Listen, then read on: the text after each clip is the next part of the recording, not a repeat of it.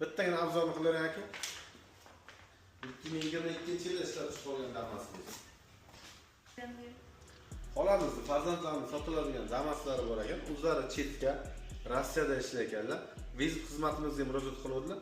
Kelib uylariga kelib naqd pullarni sanab ketamiz. Kimda shunday xizmatlar kerak bo'lsa, pastda nomer qoldirib ketamiz. Bemalol aloqaga chiqib murojaat qilsanglar bo'ladi. Kanallarimizga obuna bo'lib qo'ying aka. Bundan ham yaxshi foydali videolarni ko'rib boshlaymiz. Bittagina obzorni qilaver aka. 2022-yilda ishlab chiqib qolgan Damas'imiz. Xolajon, nasib bo'lsa bilan baraka toping. Nimaga ishlatsangiz baraka toping. Bizning Damas'imizga baraka topaylik, xola. Rahmat.